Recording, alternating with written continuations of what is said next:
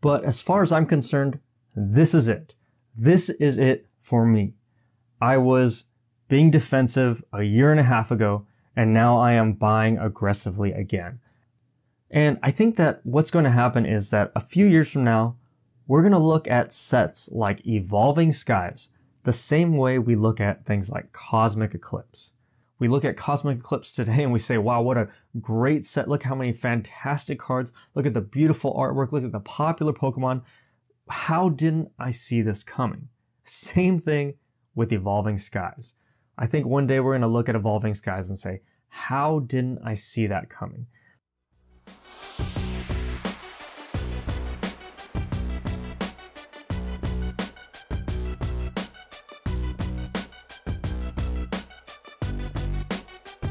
I'm Kakashi with Kanto Capital, and my goodness, it has been a very, very long time since I've last seen you guys.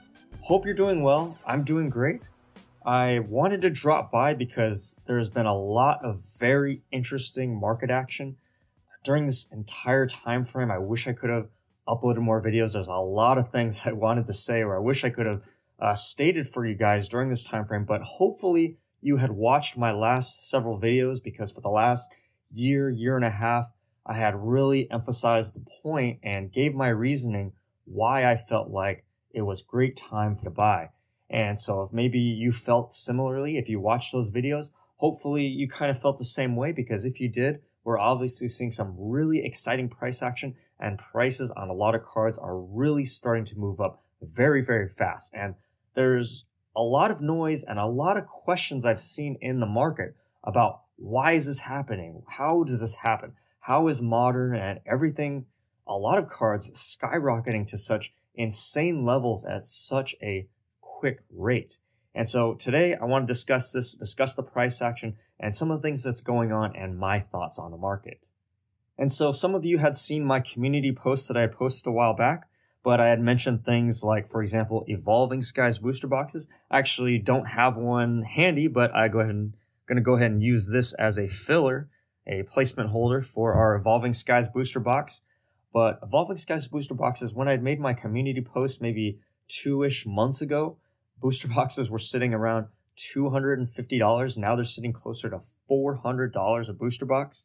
The Latios GX card from Team Up. I don't have the English card with me on hand, but I do have one in PSA 10. Luckily, I still have the Japanese cards here with me, so I can just use this again as a little bit of a placeholder. But something like this was sitting, specifically this Japanese card, for a while it was sitting somewhere around maybe $500. I wish I knew the exact time frame. It was probably about a year and a half ago. This card had dipped down to around $500, and now it's sitting closer to around $2,500 to $3,000. Honestly, by the time that this video goes live, it wouldn't surprise me. It could actually go down in price by the time this goes live, but it wouldn't surprise me if this card hits maybe $3,000, $4,000 by the time you watch this video. We'll see what happens as far as that goes, but as of today, this card is sitting at around $2,500, $3,000. Evolving Skies booster boxes sitting closer to $400. And so it's just a lot of crazy activity, and this is just a little microcosm of what is happening in the market. And if we actually step back a little bit, if we go back in time a little bit, and if we look at what people were saying just a couple years ago during the pandemic, for example, people were talking about things like X and Y. This is when Evolutions was still sitting somewhere around maybe $80 to $100 a booster box, and people were extremely negative about things like Evolutions, the X and Y era, the Sun and Moon era, which had just finished around 2020. We just were starting to get into Sword and Shield. And so people were very negative on Modern and saying that those sets, there was too much supply. Those cards would never have any value. And of course, we look at those prices today, and we would love to pick up Evolutions at $100 a booster box, or Cosmic Eclipse or Team Up at $100 to $150 a booster box. And obviously these prices are long gone. That's 3 years ago. But what you'll notice is the similarities in these statements, which is that X and Y and Sun and Moon was never going to be worth anything because it's so modern. And what's funny is that after we moved to the pandemic boom of late 2020, 2021 with Logan Paul and all the hype around the hobby, people started to say the same thing about Sword and Shield. So they would say, oh, well, Evolutions and Cosmic Eclipse and these other sets, this price action will never hold. And then on top of that, all of you people that are buying Sword and Shield, you are going to severely regret it because it's too modern. It's too much supply. We're never going to see the demand in the pandemic of 2020, 2021. This is never going to be able to sustain at these prices. And to be fair for those naysayers, we're still a little bit early. It's still only been a couple of years, and maybe in the long term, they will end up being proven right. But for right now, the market is proving the opposite, which is there's just not enough supply. The demand continues to rise, and people are loving the cards and willing to pay for these different pieces. Why is Modern doing such amazing numbers, such amazing returns? How does Evolving Skies go to $400 a booster box? How does it do a 4x multiple in just a few years? How does this card? I actually bought it around $100 all in. It was $75, but after shipping, taxes, and everything, this card cost me around $100 each. Now, how does it go from $100 or let's say $500 a year and a half ago up to $2,500, $3,000? How do we do these crazy returns that easily beat something like the S&P 500? I mean, this Latias card would pretty much be about 20 or 30 years of S&P 500 returns, and we've done this only in a couple of years. And there's so much demand. There's still people continually entering the hobby, young and old. I see constant posts of people just starting to jump into the hobby. We have younger people. We have people that were a little bit older who grew up with Pokemon, people who maybe haven't seen or touched a Pokemon card in 15, 20 years, and they saw the hype or they found their binder in their closet, and they are still hopping in today in 2023, even though we are now 2 years, almost 3 years removed from the Logan Paul hype, and people are still coming in and jumping back into the hobby. And what's really interesting about this movement is that we look at cards. I think the prime example for Modern right now is the Moonbreon from Evolving Skies, the Umbreon VMAX Alt-Art. And this card obviously seems to be the crown jewel, the gem of Sword and Shield, at least as far as right now. And people really feel confident about that card with it rising, I think, to a peak of around $1,200 or $1,300. Maybe it went higher, maybe it went up to $1,500. I don't know the exact top of that card in PSA 10, but it went extremely high. Now the PSA 10 is sitting somewhere around $1,000. Now, you can debate the validity of that price, and I'll be honest, I don't think I will touch that card at the current market price today. And so when we see a card like that, as beautiful it is, as difficult as it is to pull, when a modern card like that reaches a price point of $1,000 in PSA 10, people start to look elsewhere. What else can I find? And maybe you go on eBay, you go on some other website, wherever you like to shop, you go to a local show, and maybe you notice that there's these other alt arts from different eras. And that's where things start to get really interesting. Because I'd mentioned, let's say something like this card was sitting at $500 maybe a year and a half ago. Well, regardless, let's pretend it was still $500 6 months ago. If the Umbreon VMAX is sitting at $1,000, you see a pop report of 5,000 cards. Something like this with a pop report of around 1,000 cards in PSA 10, a short printed set, particularly the English team up, never had a reprint from what I recall. It never had a reprint, or maybe one maximum, but I believe it escaped all reprints. And so something like this card in English in a PSA 10 sitting at, let's say $500 or $1,000 is a tremendous value. And so when you compare that to something like the Umbreon or any modern card, you start to see money start to shift and move in different directions. And it's especially true as the hobby grows, because as people are brand new to the hobby, they jump in, maybe they only know about Sword and Shield. And so when they discover things like Sun and Moon alt arts, and they find out that there's these tag team cards, and maybe you've been in the hobby for a while, maybe you knew about it, but not everyone does. There are, again, people who just entered the hobby in 2022, 2023, this year, And this is their first exposure to Pokemon in maybe 10, 15, 20 years. And if that's them, they aren't aware of things like Sun and Moon yet. And they aren't aware that there's these beautiful cards that were maybe at a fraction of the price of modern alt arts. For example, when I look at, let's say, these cards here, like the Galarian Rapidash and the Celebi V, I also have the Umbreon or the Espeon V Max. When I was buying these cards, I was buying them when nobody was paying attention to alt arts. This was, if you'll notice, these were the early era stages of Sword and Shield. And so people hadn't quite caught on to alt arts yet at the time. And so with this crazy price action, with these cards skyrocketing in value, I actually think these, hopefully we don't make the hype train go, but I actually don't think these cards really have moved up in price too much like this card had sat dormant for a very long time, or even cards like, for example, I have the English card of the Latios GX, for example, another great card that had sat still in price for a very long time till the pandemic boom.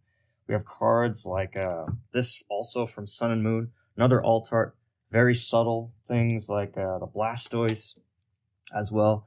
And what's interesting about cards like these is, again, I was buying them at a time frame when no one really cared about them. I have these in some of my old videos. What's funny is no one even mentioned these because at the time these were this is probably a $30 card in a slab. It was probably a $20, $30 card. This was maybe a $50 card at the time that I was making my very first videos on the channel. And I think right now we're seeing a lot of voices that are very much questioning the price action in the market. What is this? Is this investors? Is this market manipulation? I personally, as someone who's thinking a little bit more positively, I personally view it as growth and excitement in the hobby. And I see a lot of little smaller metrics that to me strongly indicate that. But of course, maybe you're in a different camp and you think that it is investors or manipulation. And so regardless of what you think, these are the facts, is that right now the supply is drying up significantly on some of these key and very highly desirable cards, and the prices are moving in a very strong direction. If you were really excited about tag team cards and alt arts in 2020 and 2021, and you were buying these like I was, these cards, again, didn't move in value for a very long time. And if you were listening to people who said, don't touch modern, don't worry about Evolving Skies, don't worry about these Sun and Moon cards, these Sword and Shield cards, because they will never be worth anything. You need to stop worrying about what other people think sometimes. And it doesn't mean you don't listen to them. If they have valid arguments, of course, listen to it, consider it, because maybe they are saying something that you need to pay attention to. And if you listen to those people, the real question is not, were they right or wrong? But the question is, why did you listen to them? Did you only not buy it because you were hearing all this negativity, but you still actually believed in it? And so if you didn't buy XY Evolutions because people said something negative about it, the question is why?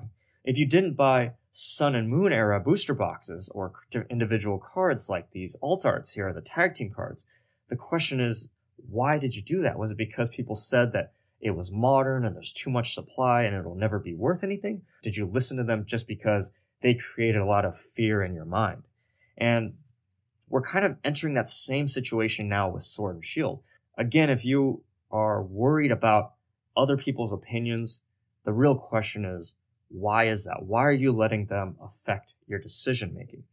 And if, again, it's a valid concern, that's no problem. If you didn't buy it because you said, hey, they're right, there isn't too much supply, that's okay. It's okay to be wrong.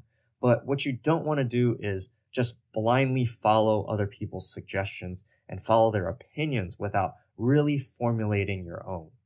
And what I need you to do is to stop thinking about what people are saying about something today. And I want you instead to think about what people are going to say about these things later. Just like X and Y, just like Sun and Moon, and just like now Sword and Shield. When you look at this card, I think it's pretty obvious now why something like this has started to really move up in price. It's really obvious now, but at the time, it's very difficult to see. Even something like this flew under the radar. I probably picked these up for around maybe $5, $7, maximum $10 a piece. And something like this, again, beautiful card, popular Pokemon, something that a lot of people are very likely to want and enjoy moving forward. But if we get caught up in the moment and we're worried about people saying, oh, there's too many of these are everywhere, you can pick up these all day on eBay, that doesn't always stay true. If we look at today, now this is about I think this is maybe this is 2019, so this is now a 3.5, 4-year-old card at this point. What happens later? And so what you really want to do is just make a conscious decision to buy something based on what you really think. Not what other people think, but what you actually believe. And that's how you end up with really expensive cards that you paid basically nothing for. That's not luck. That is conviction while everyone else is having doubts. The time to buy was the last 6 months, 12 months, 18 months. If you go back again, look at some of my older videos, look at what I was saying at those time frames. But I told you that about a year ago, I was beginning to aggressively start entering the market again. And so as much as we're really excited about the price action right now, maybe the prices continue to go up from here, but the time really to buy was the prior 12 months. With all of that said, just looking at the overall trend, I think it's really reasonable in the hobby to think that the best cards have a lot of potential long term, even though these cards have skyrocketed to tremendous value. I think there is still a lot of potential long term, just like the previous eras. And yeah, prices might go up from here, they might go down from here, but I think long term, the best cards, the most desirable cards, will continue to show strength. And that's why I could buy a Latios GX for $40, and it goes up to, it's around $1,000 card right now. And this is an ungraded copy going for around maybe $700, $800, maybe $1,000. If we're getting those desirable sets and those desirable cards, I think returns like that are possible. Never a guarantee. We never know what's going to happen in the future. Maybe the naysayers are right and the hobby ends up having too much supply. But as of now, things like Evolving Skies, things like these beautiful tag team cards and alt arts, whether we're talking about the Moonbrown from Sword and Shield or the Latios GX and other popular alt arts from Sun and Moon, there's just a lot of future potential. And I think there's going to be a lot of demand moving forward. If things continue the way they are in the hobby, if we continue to grow, what we consider a high supply today might be a low supply tomorrow. And that's why something like Sun and Moon and Sword and Shield, where everyone was saying that the supply was too high and there's no way that these cards would ever have any value, there's no way they would ever be difficult to find. That's why they are now becoming highly valuable, harder to find, and people actually say things from Sun and Moon are in a low supply. So I think I'm just going to leave this video on this final note. And this is actually a very funny coincidence, funny little story. So I had went to the grocery store very recently. I had went there just to pick up some food, some items to cook some food. Nothing related to Pokemon on my mind whatsoever. I hear a small child and I look over because I hear their voice. And the reason I turned to them is because I heard that child ask their parents if they could buy some Pokemon cards. So out of all the things that kid could have asked for, and this kid, when I saw him, he probably wasn't older than maybe 8 or 10 years old maximum. My guess would be something around 8 years old. And out of all the things he could ask for, he could ask for candy, he could ask for toys, he could ask for some of his favorite food or favorite cereal, could ask for some Fortnite bucks or some Google Play or some Apple gift cards. But what did he ask for? He asked for Pokemon cards. 25 years later, or past 25 years, the 25th anniversary, whether you're an 8-year-old kid at the store with your parents, or you're a full-grown adult with a job and making a great income and throwing some of your money in these really expensive cards or some really great booster boxes, and you're ripping open a couple booster boxes a month, wherever you are, people still love Pokemon. That's whether it's Pikachu or Charizard or Piplup, or you're part of the new generation and you love Scorbunny and Sobble or Fuecoco. Regardless, people young and people like you and me still love Pokemon. I think in the long run, the hobby is going to be just fine.